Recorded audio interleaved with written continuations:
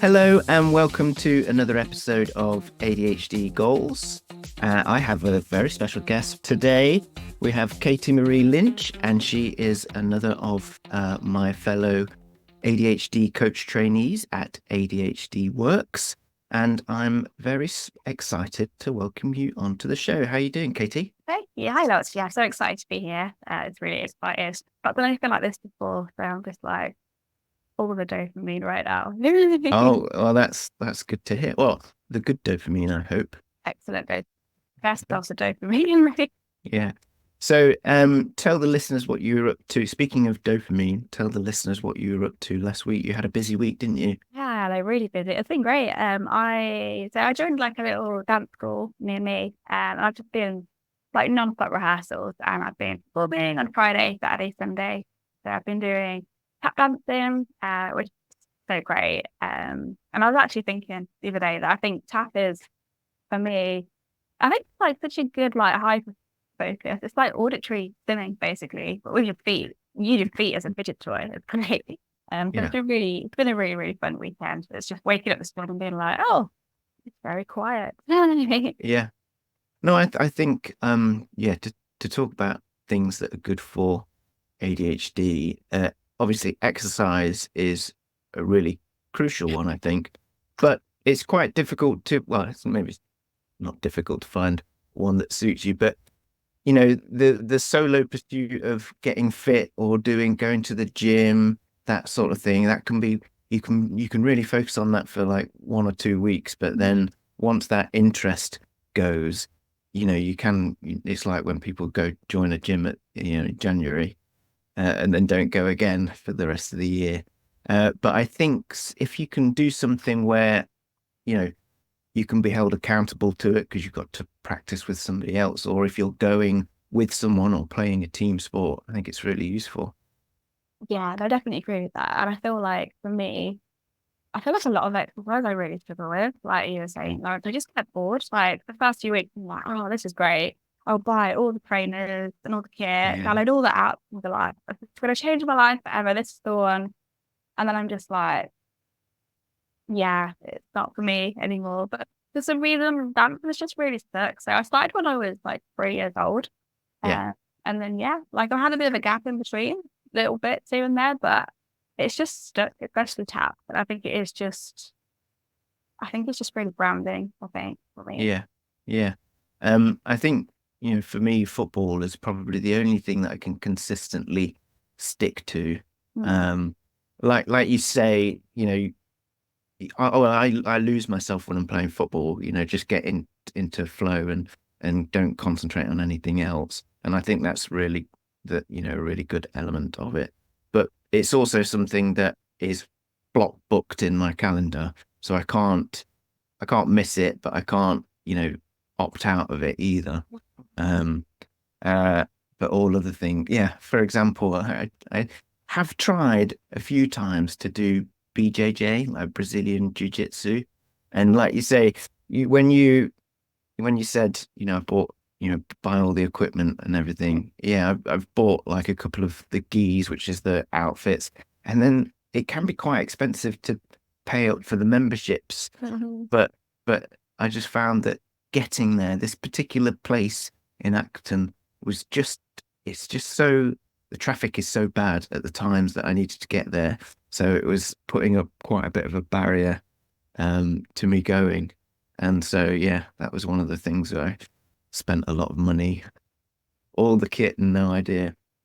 It's so Uh, relatable. Yeah. yeah, cool.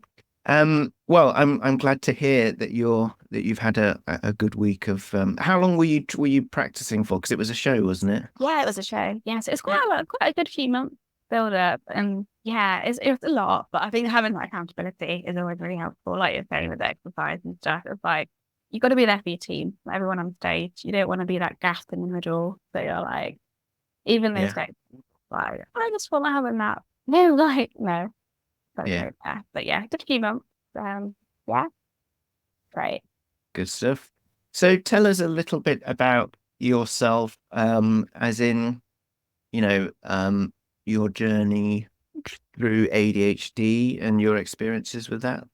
Yeah, of course. So yeah, I was diagnosed with ADHD like a couple of years ago. So I used to think that was like late. So I'm 29 now. So I was like 25, 26. But the more people I hear that are like, oh, I was like 50 something, I feel like I can't use the word late, but latest diagnosed now. Yeah. So I think I always knew that there was something a little bit different. I could never put my finger on it. I just felt I struggled to like communicate with people, like social cues. I just felt it's really hard to like put it into words sometimes, but there was just something off sometimes. And then I've always been like quite creative and impulsive, struggled with different aspects of ADHD, but there are only things that I understand now as an adult, as a coach. But I was actually I was working with special education needs for quite a long time. So I was coaching, mentoring a lot of like teenagers that had ADHD, autism. And I picked up on so many traits that they had. And I was just like, I feel like the neurotypical people are different. If you know what I mean? I was like, I don't understand the issue here.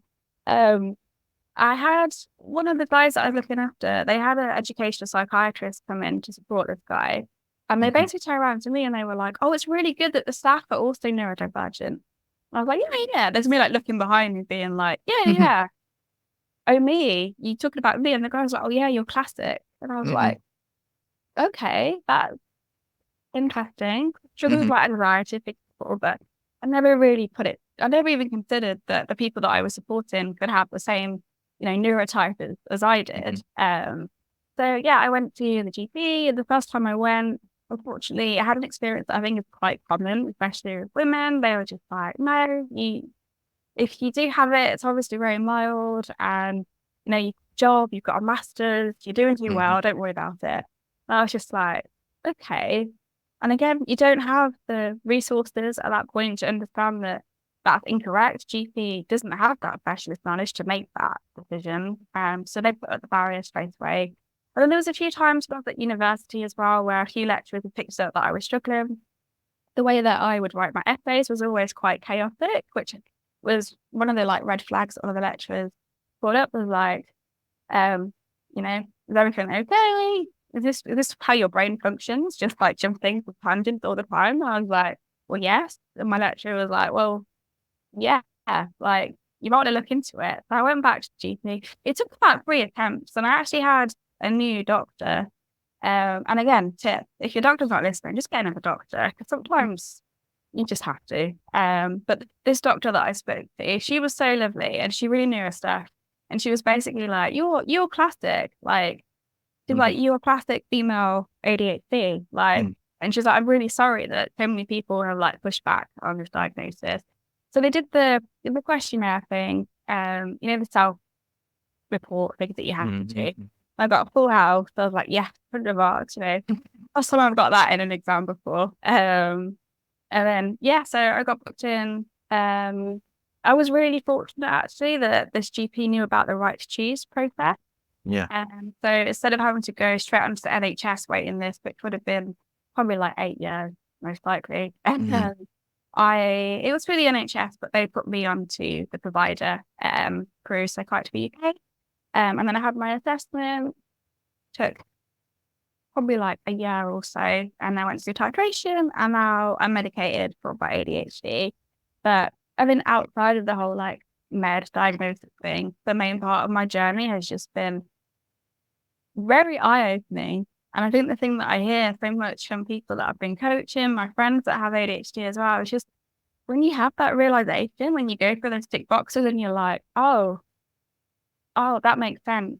Like everything suddenly, all the things that we used to beat ourselves up for when we were kids, or things that you just didn't understand about yourself, and you suddenly like, this is literally how my brain is wired. And that's been a huge process for me, and especially becoming a coach, that's the most significant part of my journey. I don't know about you, Lawrence, but just learning so much through coaching other people as well, where you're just like forgiving yourself and learning to love parts of your ADHD as well, like giving yourself things as well. So yeah, that's been the main part of my journey, really, outside of all the meds, and I've had coaching and stuff as well, but just learning every day. Yeah.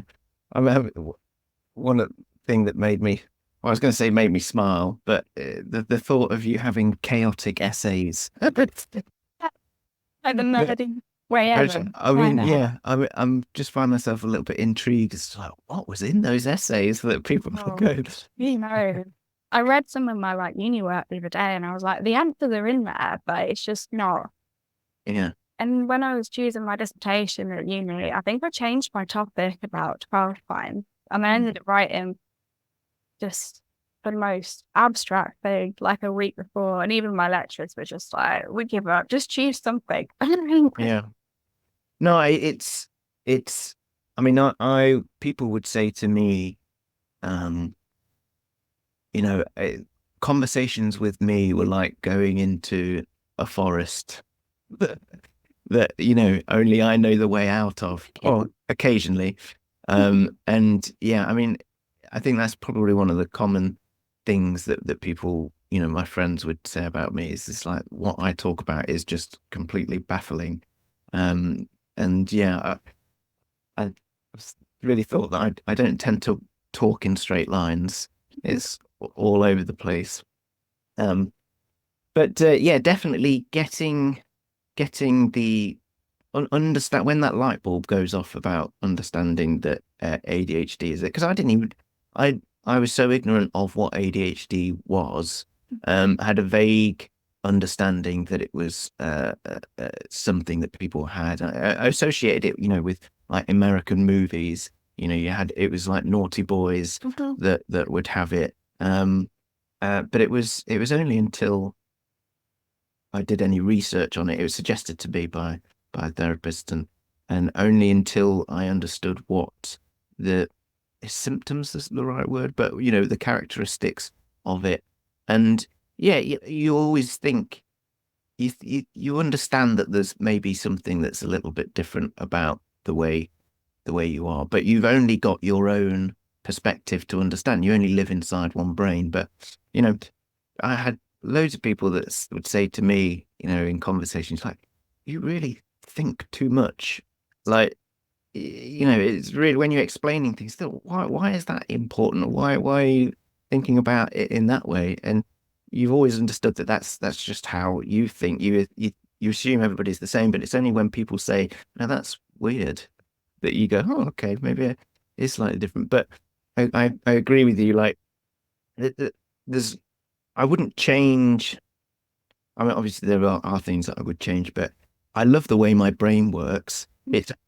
It's only sort of later on in life, you know, that the longer that my life has gone on, and you think of opportunities that you've missed, that it becomes an issue for you because you associate more negative thoughts to the fact that you're not, you know, you want to maybe achieve some specific things, but then you find yourself again and again not being able to do them, and that's when you sort of really question it. And I suppose those are the elements that I would change, but that's why we've, you know, both gone through coaching and now um being coaches ourselves. Yeah. So tell us a bit more about what made you want to go into coaching. I was interested to say that you were working with um, children with educational needs. How did you get into that? Yeah, so I've just always worked with people. Yeah, Literally every job that I've had has either been like college, putting people in university. I've worked in the charity sector for 5 years. I just love working one to one with people, and I think maybe there was always a part of me, even before, I knew that I had those barriers myself, that's always been drawn to helping people. And the thing that really motivates me, and it probably comes a little bit from like my performing arts background as well, is just like having people express themselves, but like in a way that is totally authentic to them. Like, and like confidence can look really different in different types of people. And yeah, I think again, I think which is something that I've learned from, from having coaching and being a coach, is that actually, you can feel not very confident being someone that you're not. But actually, when you know who you are, it's easy to be confident in that person and, in that version of yourself, that authentic, real version, like unmasked. And I think, so I've just always worked in those settings naturally. I've always been really drawn to them. And I genuinely get so happy when people like grow in confidence or learn about themselves. It just gives me so much joy. So that's sort of how that's always just been a career path that I've taken, really.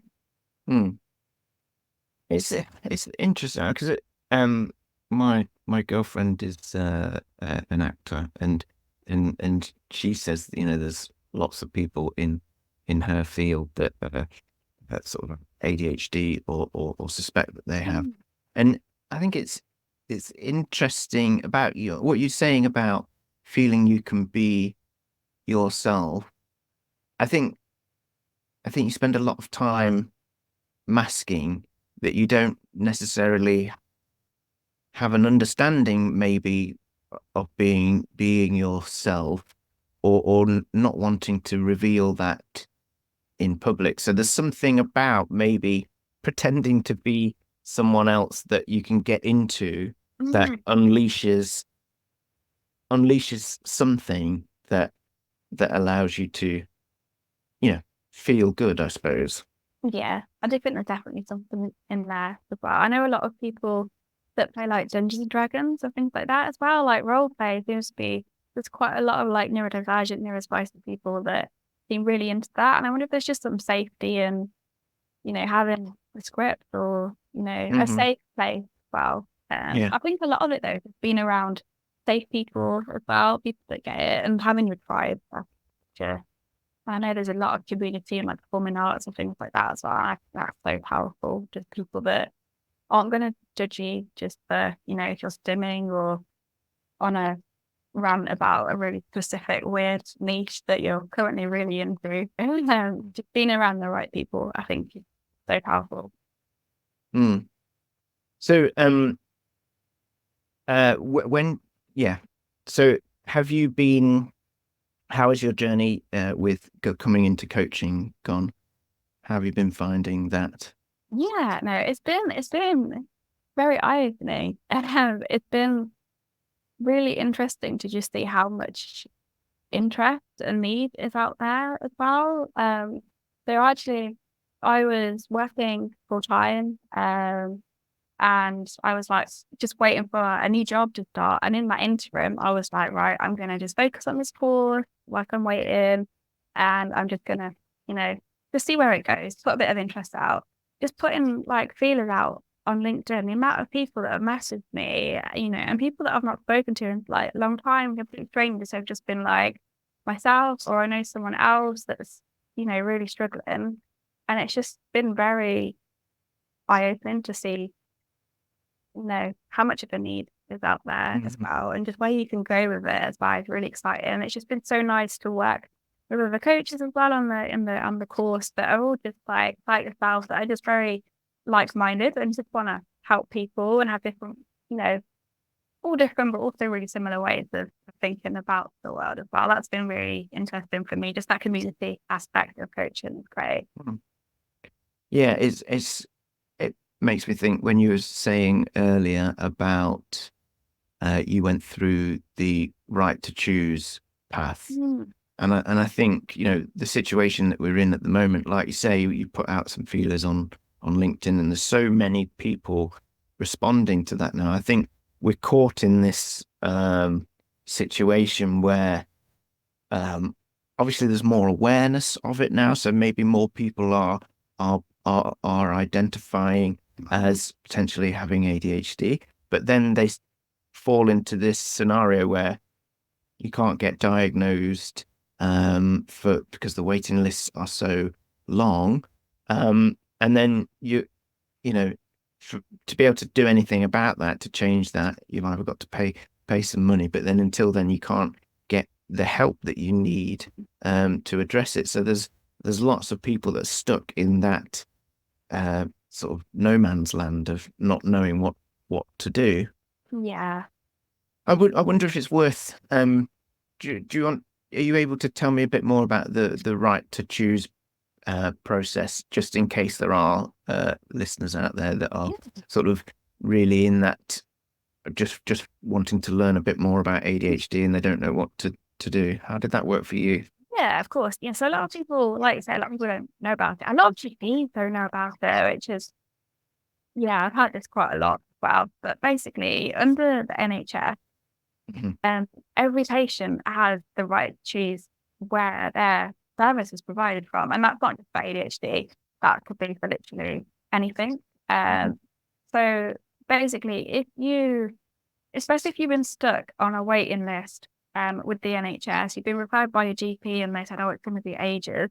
If you've been on that list for ages and ages, really worth speaking to your GP about the right to choose pathway and basically just practicing your right to access appropriate support in a timely manner, basically. So there is actually on the Psychiatry UK website, there's a letter that you can download. You can email it to your GP and it basically outlines that right, that you have that right to choose, because I've spoken to a lot of friends or clients that I've worked with and they've spoken to their GPs about it and they've literally never heard of it, but it is an NHS given right, basically. So the idea is that you can go through right to choose which pathway is better for you. So if there's a service, like a diagnostic service or support service of ADHD that has a shorter waiting list, for example, and outside of ADHD could be autism, dyslexia, if there's a service that is more appropriate to your needs than what your GP has put you on, you have that right to request to be moved to that service as Mm. well. There's always going to be some pushback in some services because there's just not that understanding out there. Yeah, I think places are getting a bit more on it. But yeah, it's just know what your rights are and that you can advocate to have be taken off a waiting list if it's just not going anywhere and you've been on it for 3-4 years. There are other options out there. So it's definitely worth looking out there and don't give up. Mm. There is support out there. It's just looking in the right places. Yeah, I remember when I contacted my GP, sort of went through the process of speaking with them, and then I understood that I'd been referred, and I sort of looked at the email that I got from them, and I noticed it was saying, this is a referral or whatever it was, and I thought, okay, this is only sent to me. This has not been sent to anybody else. And then and this was months later when I said, can I just check? Am I supposed to do something with this, or have you referred it? And they were like, yeah, you're supposed to call them. And I was like, okay. So tell you that, or did they just assume you were kind of it? Oh, no. And so then I had to, ring them back up, and then I rang whoever they said that I should refer to, and they said, no, you're not supposed to contact us. It's supposed to be from your GP, but we don't have your information from the GP. So I had to then ring back the GP and sort of get everything sent, and they were saying, yeah, we've sent it, and it's just like all these obstacles, and it's like it's literally the one thing that I find really, really difficult to do, because there's so many complex things that maybe a neurotypical person wouldn't get. Is that they would understand that it was a faff and an inconvenience, but there's so many personal things wrapped up into that, because you're second guessing, am I ADHD? Am I wrong for claiming this? You take so many things personally, about, am I going to be believed? This, that, and the other, and it really makes procrastination, the procrastination element of sort of doing paperwork and things like that. It's insane that the the application to be assessed is so difficult. yeah, it is such an ADHD friendly process. When I finally got referred, I was put on hold when I was going through titration, to speak to my doctor. Mhm. the hold music, I've never been so infuriated. Like, I was on hold and it was, I think it was like the Titanic or something, just like on a loop, but it was like, 8-bit audio. And by the time I got through to speak to my doctor, I was just like, is that intentional? Is this part of the assessment? Are you trying to see if I'm gonna if I can get through on the phone without throwing my phone? Like, yeah, I definitely agree. The process it's really hard. I think it'd be hard for neurotypical person, but like you say, that procrastination, you already have that rejection. You're like, is this even worth following up? Yeah, it's not easy. And I wonder, because we're hearing more and more about the challenges that females have in getting a diagnosis, because all the research, I guess there's more being done now, but typically in the past, all the research was based around young boys, and it only seems to be that the understanding was when those boys are causing trouble in classes. So how did you find that assessment process in terms of, because you have to go back and get, statements about when you were at school, and so how is it for you now, trying to go through that assessment process when maybe the boxes being ticked aren't necessarily what we would understand as ADHD in. I had real imposter syndrome because some of the boxes I was like, yep, easy, 100%, I know. And at this point, lots of people have said to me, you should really get an assessment. But I can't remember the exact words on the box, but it's like, would you get up and walk around in a meeting if you're feeling restless? I think that was one of them. Were like, can you sit still in a meeting? And I was like, well, yeah, I can. Like, not easily, but I think potentially, especially as a female, it's like that doesn't feel like an appropriate thing to do anything other than to, be obedient, sit down, be quiet in that situation. And if I was to get up and start walking around in a meeting at work, people are going to look at you. They're like, she's lost the plot. So I thought that was a really interesting one. And it took me a lot to learn about actually what ADHD is, because even though I'd worked with a lot of people with ADHD, there's always that sort of iceberg vision of ADHD. I think that it's that boy throwing chairs across the room, but actually, the more I learned that hyperactivity can be like internalized hyperactivity, that was a game changer for me, because that's when I was like, well, yeah, massively. Like, my brain is like 100 miles an hour all the time, and I just really wish that was more of a part of the the questionnaire and the diagnostic criteria. I wish it was less about the impact that the ADHD has on the world around them. Are you disruptive in meetings, but more like, how do you feel in a meeting? Do you feel restless? Do you feel overwhelmed? Because I do feel like even now a lot of the criteria focuses on behaving normally in society and implications, but as opposed to how you feel as a person and how you feel day to day, if that makes sense. I think you've said a few things in that are interesting. You said the word obedient, and that was a key thing for me, because I looking back on my childhood, I wasn't a naughty boy by any stretch of I was a good boy. But for me, if there were two competing elements, it would be, the fear of rejection, of being told off. I had such a big fear of being told off that obedience would win in that battle against sort of having to need to be physically fidgety, but that internalized fidgeting, if you like. I mean, I've discussed with my girlfriend about this, and I'll explain to her sort of what's going through my mind when we're having conversations, and I'll be saying, I'm having about 3 conversations in my head.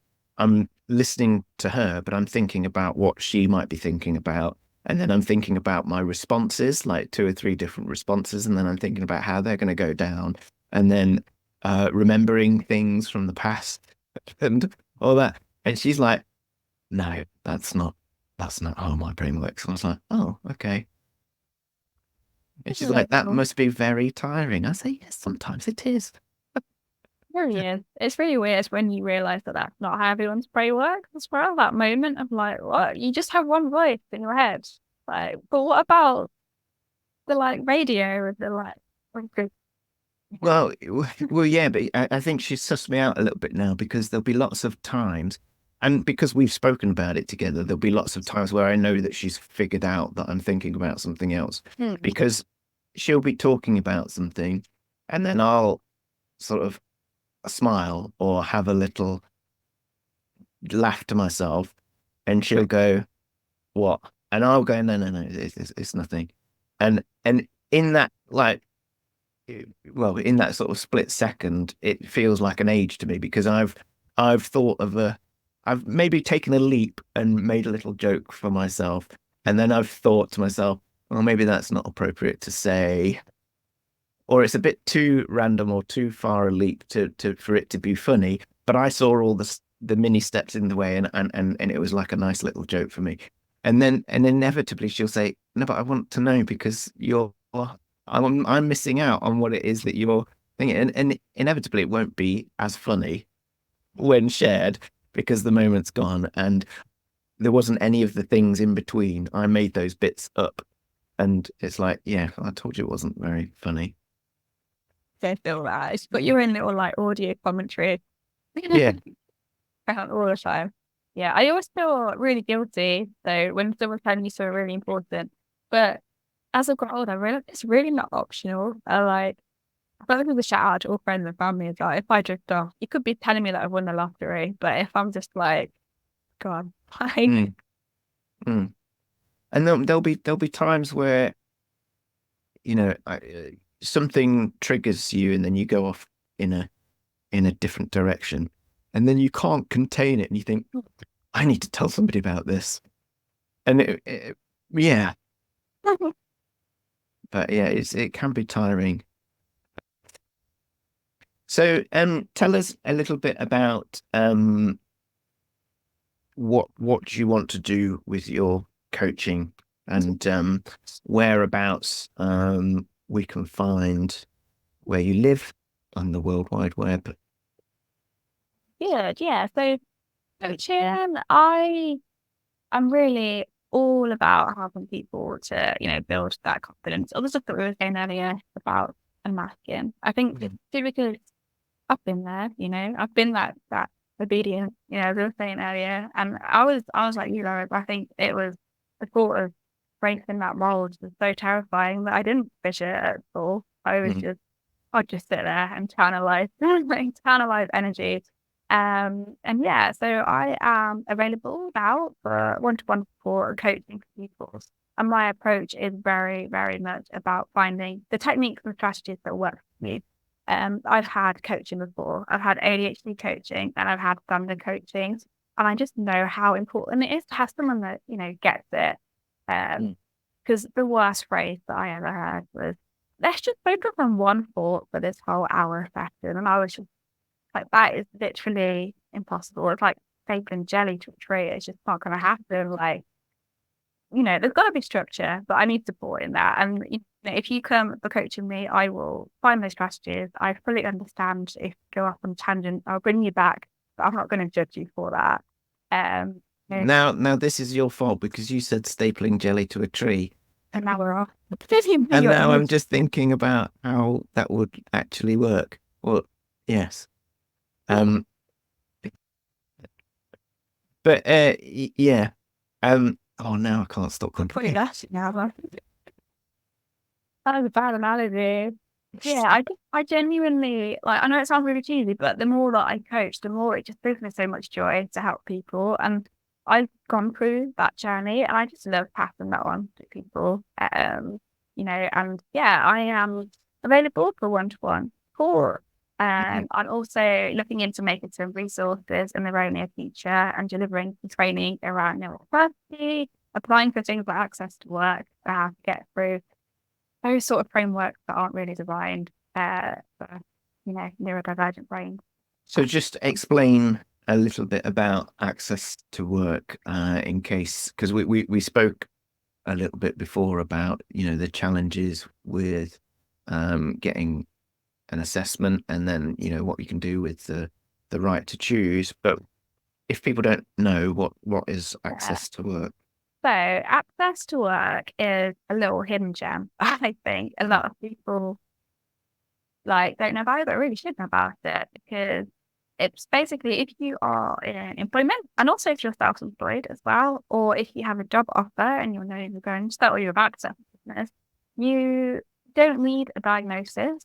You don't have to, and that is one, I think it's brilliant, because, if you're on a waiting list for ages and you're thinking it could be months, years until I get that piece of paper that says I have ADHD, I have autism, spectrum, or whatever. If you are struggling at work, you are entitled to support. It's basically a big pot of money that is available to help people to stay in work and to work at their fullest potential productivity-wise, but most importantly, to not burn out as well. So there's quite a lot of different things that you can be entitled to support for. So you can have things like noise cancelling headphones, like these chunky ones I've got here. You can have things like standing desk, things that might help you fidget, burn energy at work. And again, one of those really big ones is coaching as well. And it's so worth looking into, because everyone that I know that has applied for it has been really surprised actually what they are entitled to. It doesn't cost you anything. It's to keep you in work, to keep you working at the best, healthiest way. I think it's really worth listening to as well. You can apply for it online, so your workplace doesn't have to apply for you. You can literally just do it from home and apply for it as well. One of the things that I do as part of my service as well is I love helping people. Again, like the essay, it's like the chaotic. It's just lots of special interest. I love helping people apply for access to work. I've helped quite a few people, because it's really faffy, but once you know what they're asking for and how to word it, it can be really helpful. So I'm happy to probably double anyone that doesn't get any support, do reach out. But it will bring me joy to help people to get what support they're entitled to, so they can, function at work in the best way. Yeah. I feel that it's probably something that sort of companies, the workplace should be more familiar with, because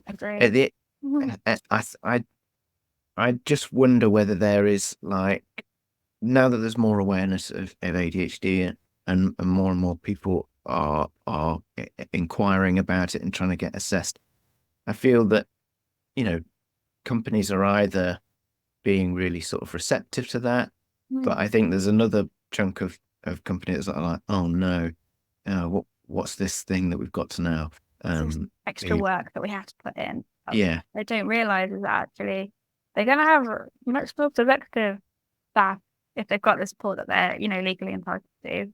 Yeah, I think that's the main thing, is that there are resources or information in access to work that helps companies to, a framework of things, accommodations that can be made to help people function a lot better. And in a lot of cases, you're going to, allow them to do the things that they might be exceptional at, that other neurotypical people wouldn't necessarily be great at. So I'm just curious to know, because you haven't mentioned yet what your name is, your website name, and I'm curious to know what that means, and if you can explain that a bit. Yeah, so the brand is Glitter in the Grey, which is, it took a lot of thought to get this name, and I was like, is this too much? But I was like, actually, this is the whole point. It's about taking space. It's about, coming out of, the darkness, feeling shy, and just feeling like, actually, I am what I am. Like, running tried. It's from anyone that knows me, I'm obsessed with music, musicals. There's a musical called Jamie the Musical. And there's a song in there called Beautiful. And one of the lines is like glitter in the grey, a little bit of glitter in the dark. And it just really resonated with me. I was just like, one of the ways that I express myself as a neurodivergent person, personally, I love dopamine dressing. I love glitter colours. I'm currently wearing like a mushroom dungaree situation. And I just think it's just so empowering to reach that point when you're like, here's my glitter. Like, because there are people that are going to receive your glitter, and it's just finding those right people and just loving your glitter. That's basically what it's about. So just explain to me, because that stuck out to me when you said dopamine dressing. Yeah.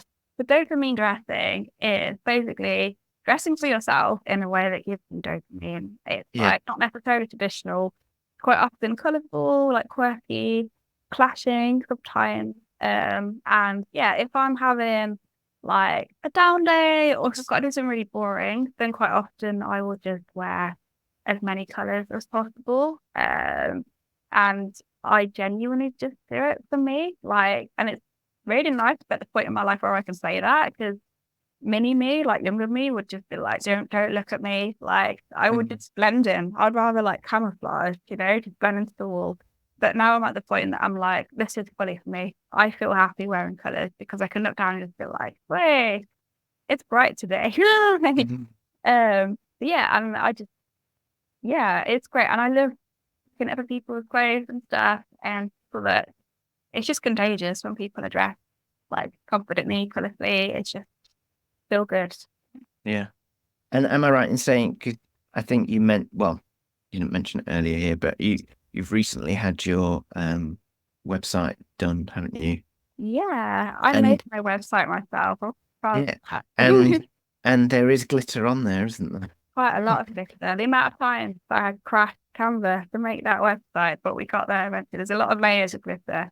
Definitely Yeah. No, because I've looked at it, and I think it's really refreshing that it is, because I'm assuming that this is like an extension of you, and it's good to see that personality is coming out in there with lots of glitter in it. I really like someone, I can't remember exactly where I had it. I think it was like from a YouTube channel, and it was just like, if someone ever says like you're like the best thing to say to them is like, well, find less. And I think that's just my attitude to life. It's like, I am what I am. Like, I'm ADHD. I chat things like sometimes. I interrupt people by accident, and I dopamine dress. But like, if I'm not your person, that's okay. You don't have to be on the same way. But there's always going to be people that are. So. Exactly. That's good. I think it can be. I think, going through life, whenever you realize that maybe you've sort of upset somebody, and I'm thinking about when I was younger, but I would hold on to those moments and internalize. It's amazing how specific a memory I can have of where I've sort of said something that I thought I've offended somebody, and then you just hold on to it for years and years. It might not have actually been that bad, but you just think, I really upset that person. And I think it's when you're younger, it's easy to maybe sort of have those interactions, and then that cause you to mask even more, and you to become more self-aware. Whereas that, is probably causing more trouble longer down the line. Yeah, I feel that even if sometimes it's not even just something that it's said, it's just like, it could be, oh, that person thought that face in that direction, like, oh, like. Yeah. So what does the future hold for you? You said that you were working on some resources. Are there any specific resources that you have in mind that might be of any use to listeners? So very soon, I'm going to make a free course that I'm doing, just to run through how to do access to work applications. So that'll be like a bit of a body doubling, like just a quick and free course I'm going to make available.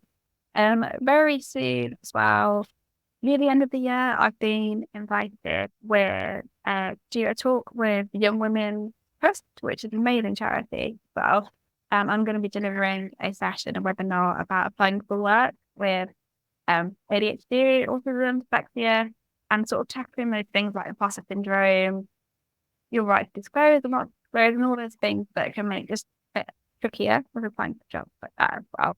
I am also offering at the moment, because of my background, so I worked as an employment coach for a very long time before becoming an ADHD coach. So another thing that I can offer as well is I can look at people's CVs, cover letters, job applications, and again, from that sort of confidence neurodiversity approach, help you to frame, where you want to go next, really, and how to frame those things as well. And again, that's a bit of a special interest, that CV thing. I'm feel like I'm outing myself as such a nerd here. Yeah, all those resources. So they're all up on my website. So the glitterinthegrey.org. I'm also on Instagram as well with Glitter in the Grey. And yeah, I will always be on LinkedIn. Sharing as much resources as possible, because I'm here to coach, but also I just want to share as much awareness. I think, I mean, the fact that you mentioned that you're an employment coach and you help people in sort of applying for jobs and things like that. If I think back on my own career, like that whole searching for a job or applying for jobs is so, I don't know if triggering is the right word, but it's so stressful, and I think there's a lot of emotions tied up into it. What I'm trying to say is I haven't applied for that many jobs because of that. And I think personally, as like career development, one of the things I beat myself up about is the fact that I have avoided doing that, because you read job applications and instinctively, like, I know I could do this job, but there's like a few bullet points in there. You go, well, I can't prove that to anybody. I know I could do it, but I just won't apply now. And yeah, I've sort of held on to that, and that's, I think, that's probably the point in my life where I've got to, is going, this is where it's being too challenging, and I need to figure some things out.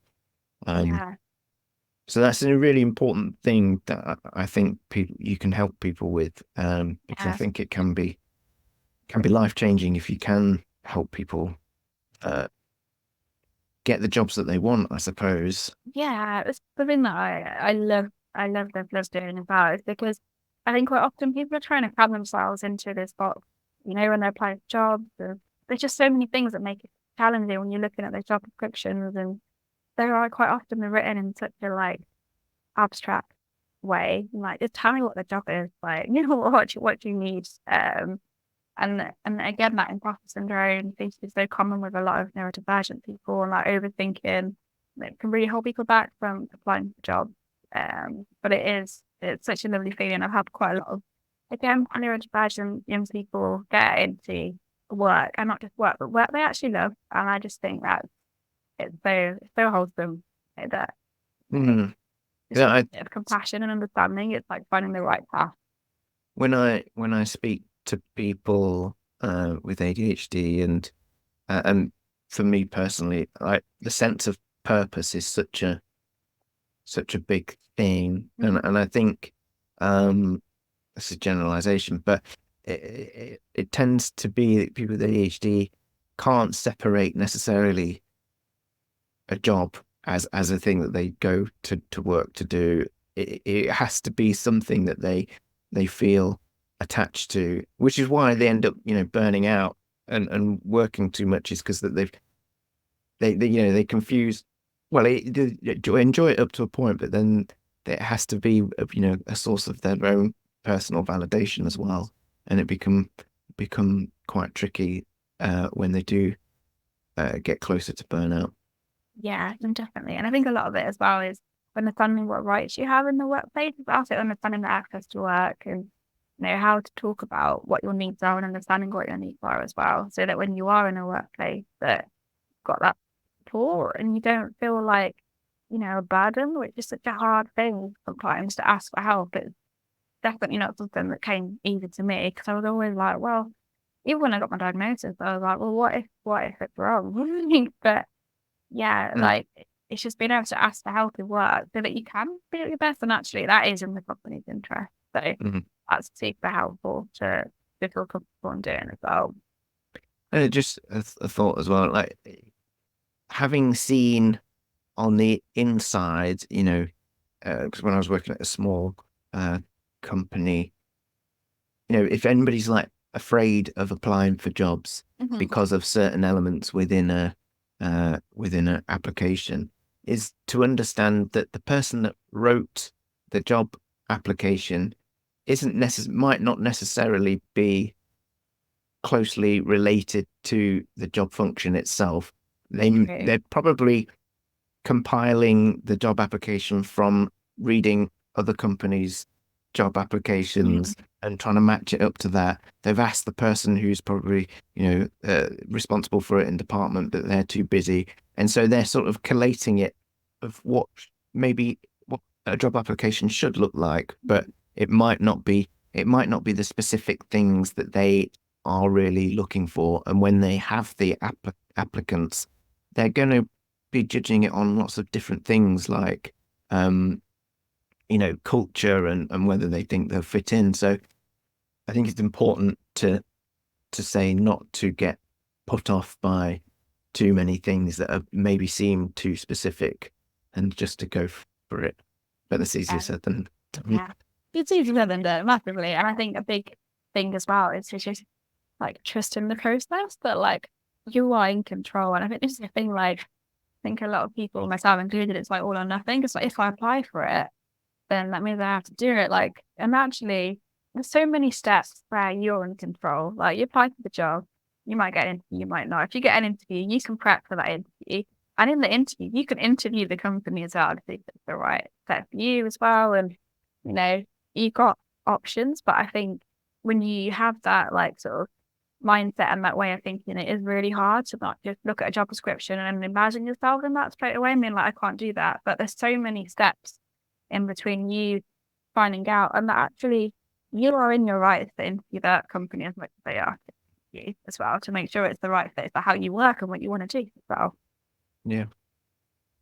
Cool. Well, Katie, thank you so much for spending this time chatting to me, and I wish you all the best for everything that you've sort of said that you're going to be doing in the near future.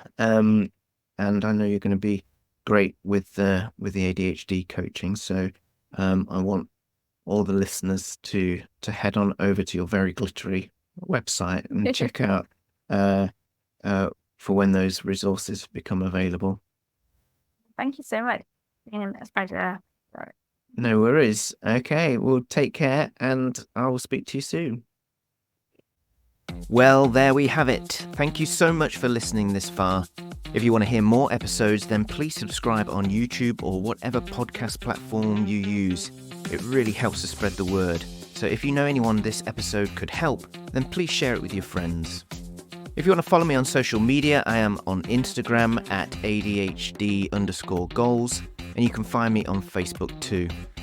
If you want to get in touch with the show, then you can email me at hello@adhdgoals.co. And finally, if you're struggling to manage your ADHD and you would like me to be your coach, then please head over to my website and get in touch. Until next time, bye for now.